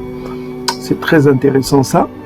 Donc on dit ici, ô Tatanzambi, ne reste pas dans le silence, ne te tais pas et ne te repose pas, ô Tatanzambi et Toyamazulu. Car voici tes ennemis s'agitent, ceux qui te haïssent lèvent la tête, c'est-à-dire ils deviennent orgueilleux, quoi. Ok, parce qu'ils prospèrent maintenant. Ok, bien-aimés frères et sœurs, qu'est-ce que nous constatons ici? Nous constatons ici que le psaume 83 nous parle des ennemis de Tatanzambi qui forment contre le peuple bantou des projets pleins de ruses et ils délibèrent contre ceux que protège Tatanzambi. Ok, venez, disent-ils, exterminons-les du milieu des Ngoï. Exterminez-les du milieu des nations. Donc leur but, c'est de exterminer le peuple bantou. Ils ne viennent pas pour vous faire des câlins en vous apportant ce Jésus-là. Et vous allez voir que ce Jésus-Christ n'est que l'incarnation de Satan. Vous allez comprendre cela. Écoutez attentivement, on vous a parlé ultra satanique. Ça, c'est juste un verset satanique qui est basé sur quoi? Sur le Vuna, sur le Kosa, qu'on vient de voir, c'est-à-dire le mensonge. Donc ce Jésus-Christ-là est un faux témoin, on voit ici, et c'est ce qu'on voit ici. Donc les ennemis de Tatanzambi qui ont des projets machiavéliques contre le peuple bantou afin de les exterminer, et on va donner la liste de ces ennemis, ok? Ils concertent tous, en même temps, ils font une alliance contre toi, contre Tatanzambi. Donc ces gens qui font l'alliance contre Tatanzambi ne vont pas vous apporter un Messie qui sera en votre faveur. Ils apporteront un Messie qui sera en leur faveur. C'est pourquoi quand vous lisez le Messie qui vous a apporté, c'est Jésus-là. Matthieu chapitre 8, à partir du verset 8. Qu'est-ce qui vous est écrit? On vous dit que le soldat romain, le centenier romain avait plus de foi que tout Israël. Donc ce Jésus-là a parcouru tout Israël. Il n'a jamais vu une foi qui dépasse la foi de ce soldat romain. Donc vous vous imaginez, donc sa foi dépassait même la foi des parents de Jean-Baptiste. Même la foi même de ses propres parents, Joseph et ce faux mari là, ce faux Joseph et ce faux mari. Donc vous voyez, on est en train d'exalter les Romains, quoi. Actes chapitre 10, encore un Romain qui est nommé juste. Actes chapitre 26, Paul s'acharne à aller prêcher un gouverneur romain le christianisé. Donc vous voyez que ce livre est consacré aux Romains. On exalte Rome. Vous comprenez? La femme de Ponce Pilate est bien vue. Donc un soldat romain qui dit que oh, c'est un juste qui a été crucifié, il proclame que c'est oh, mais ce mec était juste. Encore un soldat romain. Souvenez-vous que Mitra était une religion populaire chez les soldats romains. Et que quand Constantin a gagné sa victoire dans le pont de Vilnius, je ne sais pas quoi, contre Maxence, c'est là où il a commencé à adopter ce christianisme. Ces gens-là aimaient, ils savaient que les divinités étaient en Afrique du Nord-Est en ce temps-là. Il y avait une influence, ils connaissaient que Dieu agissait à travers son peuple dans l'Afrique du Nord-Est. Ils savaient que toujours en Afrique du Nord-Est, en Égypte, là-bas, il y avait des dieux que eux, ils aimaient aussi. Donc, ils voyaient un peuple noir, des peuples divins. Ils voyaient en fait les Bantous israélites, des divins. Ils voyaient aussi les Égyptiens, des divins. C'est pourquoi vous avez appris les philosophes, les Platon, les Aristote, aller là-bas pour apprendre. Parce qu'ils voyaient la divinité en ces peuples noirs. Que ce soit les Bantous, les Israélites Bantous, que ce soit les Égyptiens. Ils n'ont fait que le syncrétisme.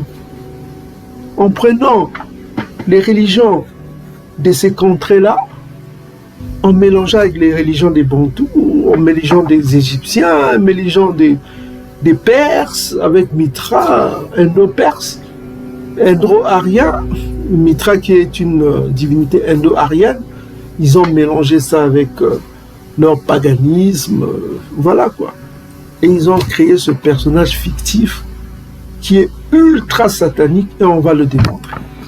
Donc, on voit ici les ennemis de Tatanzam, ils sont listés ici. À la tête, vous avez les temples d'Édom, vous avez Ishmaël, vous avez, plus loin, vous avez Amalek, et vous avez Tyr, qui sont les Cananéens. Ça, c'est pour parler de... Et vous avez des ennemis d'hier aussi, au temps de Doda, les Philistins, les Assyriens, tout ça comme ça. Donc, nous voyons ici quoi? Qu'est-ce que nous voyons? Nous voyons à la tête, nous avons Édom.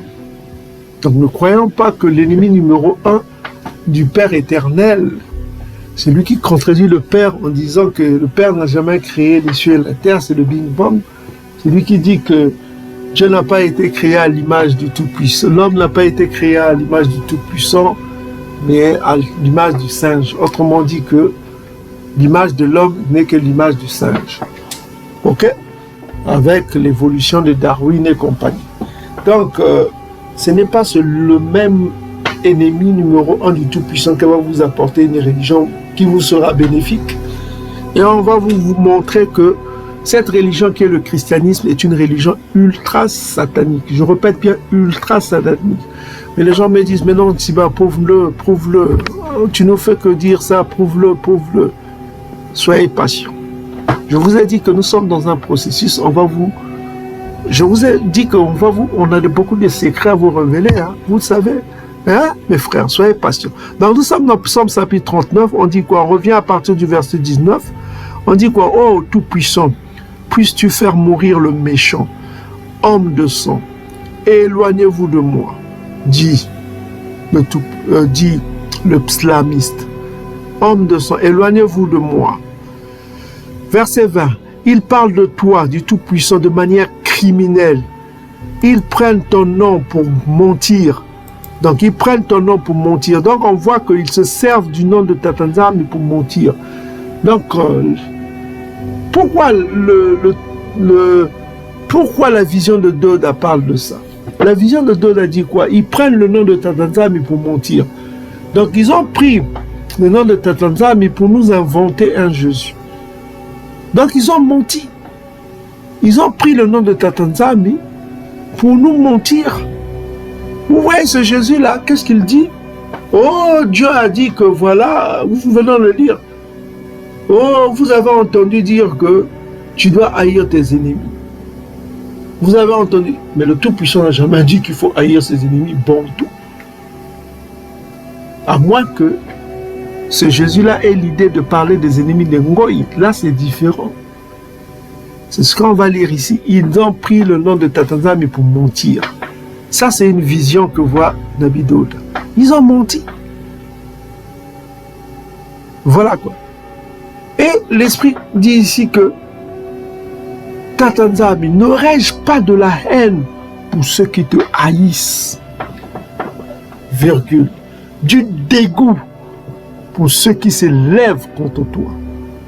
Souvenez-vous dans Psaume chapitre 83, on nous dit quoi? Ceux qui te haïssent lèvent la tête. Donc ce peuple-là, ces peuples dont on vient de citer, Édom en tête, Amalek ensuite, Ishmaël ensuite, ils haïssent le Tout-Puissant. Ils ont une haine contre le Tout-Puissant.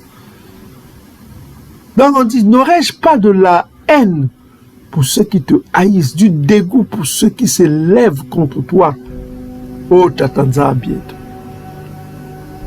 Maintenant, il répond ceci, je les hais d'une parfaite haine. Donc, quiconque aime le Tout-Puissant déteste les ennemis du Tout-Puissant. Point barre. Il n'y a pas de cadeau là-dessus. Celui qui déteste le Tout-Puissant déteste, mérite notre haine. Point barre. Il n'y a pas de compromis là-dessus. Il n'y a pas de compromis. Pas de compromis. Le Tout-Puissant, c'est la vérité, c'est la loi. Tous ceux qui détestent la loi nous trouvera sur leur chemin. Point barre. Parce que le Tout-Puissant, c'est Congo. C'est le Dieu de vérité. C'est Congo. C'est le Dieu de vérité, c'est la vérité, c'est la loi. Donc, quiconque déteste la loi du Tout-Puissant est l'ennemi de ceux qui aiment le Tout-Puissant, qui aiment la loi. Donc c'est pourquoi le Christ est notre ennemi, parce qu'il est la fin de la loi. Point barre. Votre Christ là est l'ennemi du Tout-Puissant. Il n'est pas pour le Tout-Puissant. Et on va le prouver encore.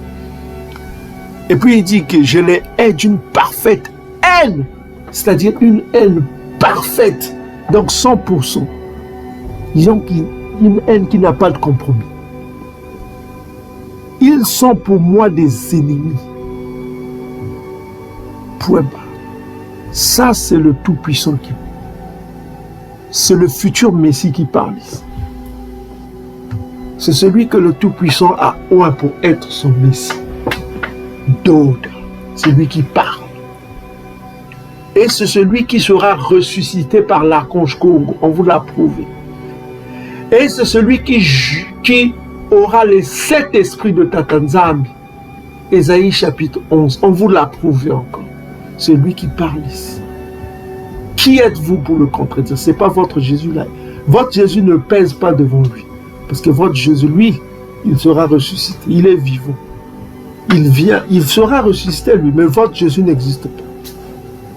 Il ne viendra pas, il n'existe pas. C'est un conte. Si vous aimez un peu Hollywood, hein, vous aimez les Superman, vous aimez Spider-Man, ça c'est ce que Edom aime faire. Edom aime les fictions. N'est-ce pas? Il vous donne que les fictions, Edom. Avec Edom, vous n'avez que les fictions. Vous aurez que l'illusion. Vous irez à votre perte. Mais si vous restez fidèle à la loi de Tatanzambi, au coma de Bakaka, vous serez sauvés. Vous serez sauvés parce que ça, c'est du concret. Ça. Nous sommes dans le concret. Donc, il n'y a pas de compromis contre les ennemis de Tatanzambi et d'hommes en tête. Il n'y a pas de compromis. Il n'y a pas de compromis. Point barre. C'est le Messie qui parle, c'est Doda qui parle, c'est le futur Messie. Doda sera le roi des bons. C'est lui le Messie. Tatanzambi n'a pas dit que son Messie s'appelle Jésus, ou Yahushua, ou Kudumale. Son Messie s'appelle Doda. Point barre. Il ne s'appelle pas fils de Doda, comme Salomon s'appelait fils de Doda, ou Abisalama qui s'appelait fils de Doda. Mais le Messie a un seul nom, c'est Doda. Point barre. C'est le Tout-Puissant qui parle. Qui êtes-vous pour venir dire des conneries? Qui êtes-vous pour venir dire que voilà, le Messie s'appelle Jésus? Ça, c'est ce que vous a dit votre ennemi, qui est cité dans le psaume 83. Le Tout-Puissant vous a-t-il dit que votre Messie s'appelle Jésus, Yahushua, Kudumale ou je ne sais quoi? Le Tout-Puissant vous a dit que son Messie, son roi, celui qui l'a oint, c'est Doda. Doda sera votre Messie. Il a dit que Doda sera roi sur tout Isolélé. Il n'a pas dit fils de Doda. Il a dit Doda, point barre. Point barre. Voilà quoi. Et demain, il fera ressusciter. Il a dit, il fera Doda le Kuma.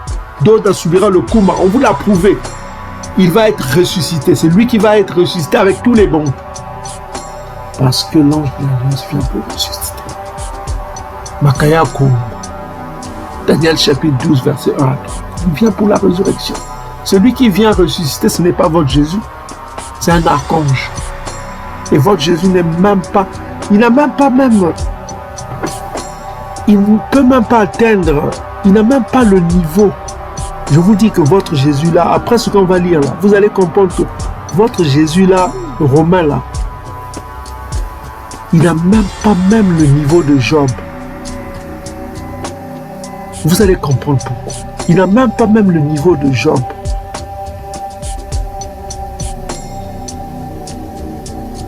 Parce que le Romain, en créant cette fiction-là, ils n'ont pas compris. Il n'a même pas le niveau même hein, de Massa, de Moïse, même pas le niveau même de Josué, ni même du plus petit prophète des prophètes. Pourquoi? Vous allez comprendre. Je vais vous prouver que votre Jésus-là que vous adorez dans vos églises, vos assemblées, ce n'est qu'une fiction mal concoctée par Rome. Ça a été mal concocté, quoi, avec beaucoup d'incohérences. Ok? Et puis, on vous parlera des incohérences, mais aujourd'hui, on se base sur le satanisme de ces Jésus. Donc, on revient encore dans Matthieu chapitre 5. Donc, on a vu que si ce Jésus-là ne parlait des ennemis bantous, ce qui est faux, ça n'existe pas dans les écritures hébraïques. Mais par contre, s'il parlait des Ngoï, et c'est là où le problème. Maintenant, s'il parlait des Ngoï, ce que les gens diraient dans les commentaires, tu aimeras ton prochain et tu haïras ton ennemi. Le Tout-Puissant n'a jamais ordonné de haïr nos ennemis Ngoï. Mais nous devons avoir de la haine contre tous ceux qui sont contre le Tout-Puissant. Ces peuples-là doivent mériter notre haine parfaite. Parce que nous n'accepterons pas d'être exterminés. Nous n'accepterons pas de prier pour les Ngoï-là, comme nous le recommande ce Jésus-Christ-là.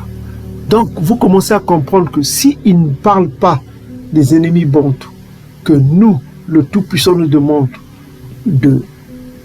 d'avoir de la compassion, de ne pas faire du mal. On vient de le lire tout à l'heure dans les Écritures. Donc, il est en train de parler des ennemis Ngoï. Puisque l'Écriture dont il parle n'existe pas. Mais le Tout-Puissant non plus n'a pas ordonné qu'on haïsse nos ennemis. Dans la loi mosaïque, il n'a jamais ordonné cela. C'est que ce Jésus le Christ a ajouté quelque chose. Mais, disons en quelque sorte, s'il parlait de aimer les ennemis Ngoï. Donc on va lire la suite. Maintenant, s'il parle des ennemis Ngoï, il dit ceci. Maintenant, c'est là où c'est intéressant. Mais moi, je vous le dis, aimez vos ennemis. Donc ça veut dire qu'il faut qu'on aime nos oppresseurs, les Ngoï oppresseurs, cités dans le psaume 83 et dans mon tête. Donc il faut aimer vos ennemis. Donc il faut bénir. Il faut bénir qui? Nos oppresseurs. Ceux qui vous maudissent. Donc il faut prier pour nos oppresseurs. Faites du bien à nos oppresseurs. Donc c'est ce qu'il veut dire. Priez pour ceux qui vous maltraitent. Donc il faut prier pour nos oppresseurs. Et ceux qui vous persécutent. Donc il faut prier pour nos oppresseurs qui nous ont fait un système de prédation pour piller nos richesses via le franc CFA, via le pillage des richesses, via les proxys. Ils sont en train d'utiliser maintenant, que ce soit en Afrique de l'Est, chez les Kamites, ils utilisent des proxys, des groupes islamiques pour déstabiliser les États africains, avec la complicité du Qatar. Vous comprenez? C'est ce qu'ils sont en train de faire. Ils utilisent maintenant des guerres hybrides par des proxys. Vous comprenez? Au Congo, ils utilisent un proxy qui est le Rwanda, sous l'autorité des Tutsis cananéens. C'est-à-dire, j'ai entendu parler que ils utilisent toujours ce proxy rwandais pour acheter des terres au Congo-Brazzaville, pour piller le Nord Kivu. Donc, ils sont en train dans un système de prédation des Bantous. Ils sont en train de grouter petit à petit le peuple Bantou.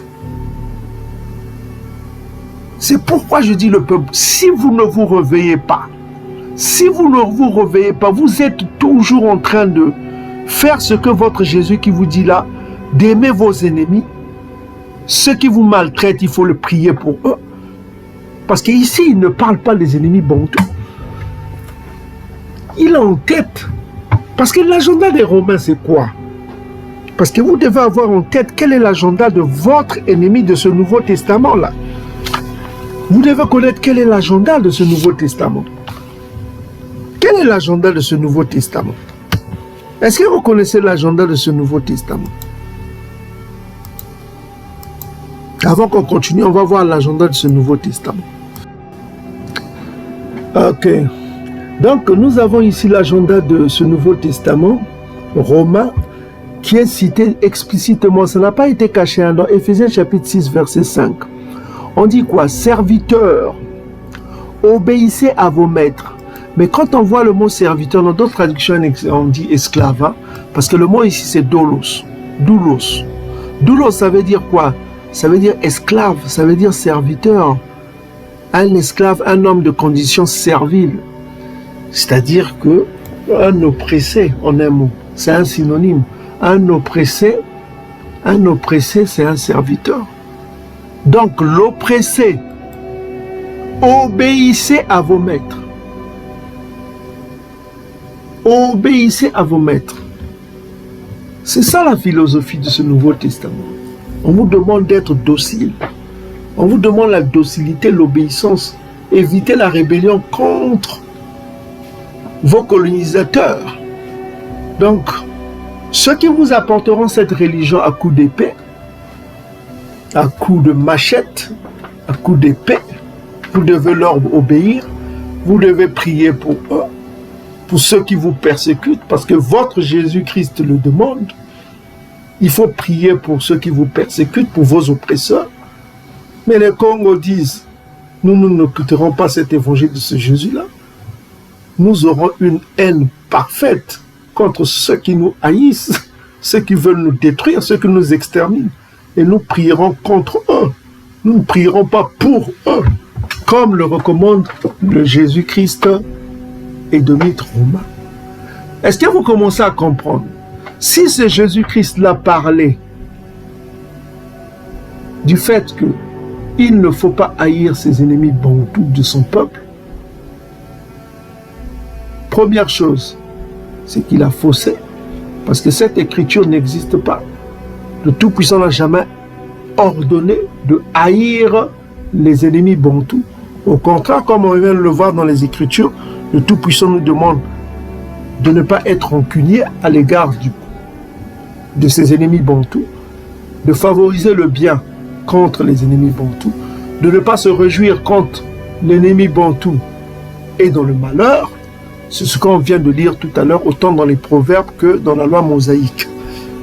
Mais ce Jésus-Christ-là, inventé par Rome, il va ajouter quelque chose qui n'existe pas, alors que Proverbe chapitre 30, verset 6 nous recommande de ne pas ajouter, de peur qu'on soit pris de menteur.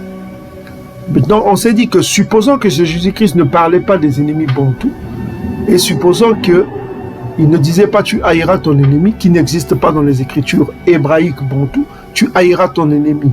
Ça n'existe pas dans les écritures hébraïques bantous. Le Tout-Puissant n'a jamais ordonné aux bantous de haïr leur prochain bantou. Ça n'existe nulle part. Par contre, quand il s'agit de Ngoyi, il faut avoir une parfaite haine, une repulsion, de ne pas accepter les cultures des Ngoyi. Là, nous tombons dans Jérémie chapitre 10, versets 2 à 3. Nous ne devons pas suivre les cultures des Ngoyi. Nous ne devons pas chercher à ressembler aux Ngoyi. Nous ne devons pas participer à leurs fêtes. Nous devons avoir une repulsion. C'est-à-dire haïr dans le sens de repulsion.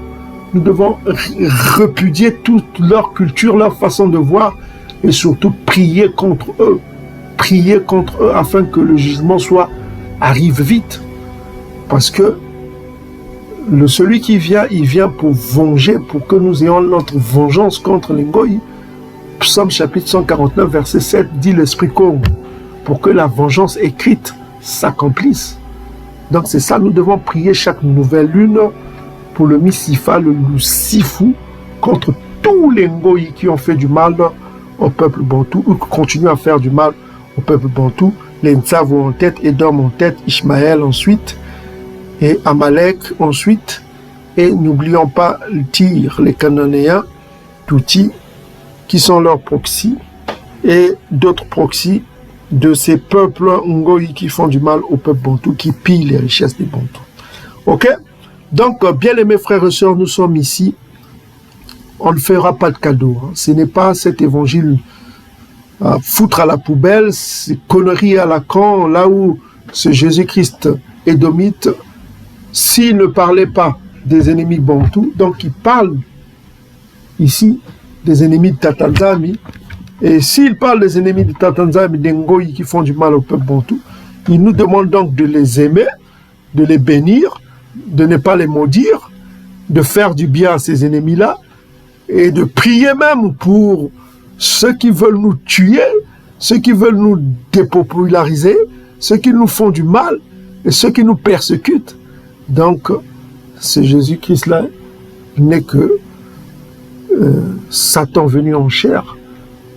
Compte tenu du fait qu'il ment, il ajoute une écriture qui ne travaille et il nous recommande de faire ce que le Tout-Puissant ne nous a jamais recommandé. Ça n'existe pas dans les écritures hébraïques que nous devons prier pour ceux qui nous maltraitent, pour ceux qui nous persécutent, comme en le temps le peuple bantou a été persécuté par ces mêmes Ngoyi.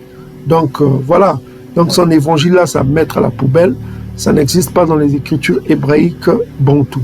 Donc les bantous doivent prier contre ceux qui nous maltraitent, prier contre ceux qui nous persécutent, maudire ceux qui nous maltraitent, maudire ceux qui nous pillent. Donc c'est ce que les bantous doivent faire. Les bantous ont été des peuples forts. Donc nous devons revenir à notre force d'antan, être des combattants spirituels contre tous les Ngoyi qui nous font du mal, à prier contre nos ennemis, à maudire nos ennemis et à ne pas suivre l'évangile de ce Jésus fictif qui n'existe pas. Donc on vient encore de prouver ici que ce Jésus-Christ-là a menti. Cette écriture n'existe pas dans les écritures hébraïques. Vous pouvez faire vos recherches, regardez notamment dans toutes vos recherches, cette écriture, ce Jésus-Christ-là a menti, c'est un faux témoin. Il a cossi, donc il a menti. Cette écriture n'existe pas. Le Tout-Puissant n'a jamais ordonné que tu haïras ton ennemi bantou. Je précise bien bantou. Il n'a jamais ordonné cela. Donc il a menti. Donc s'il parle des ennemis d'Ngoyi, et c'est qu'il a encore menti parce que le Tout-Puissant ne nous a jamais recommandé d'aimer ceux qui le haïssent. Voilà, les peuples qui haïssent le Tout-Puissant, qui persécutent son peuple, ils ne demandent pas qu'on les aime, ils ne demandent pas qu'on prie pour eux, il n'a jamais demandé cela. Ça n'existe nulle part aussi dans le coma hébraïque bantou.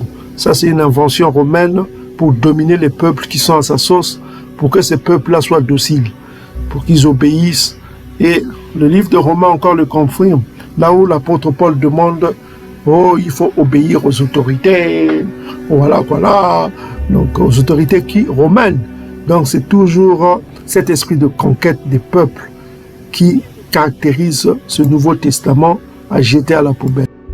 Donc on voit toujours cet esprit de conquête romaine pour que les peuples soient dociles, se refléter encore dans Romains chapitre 13.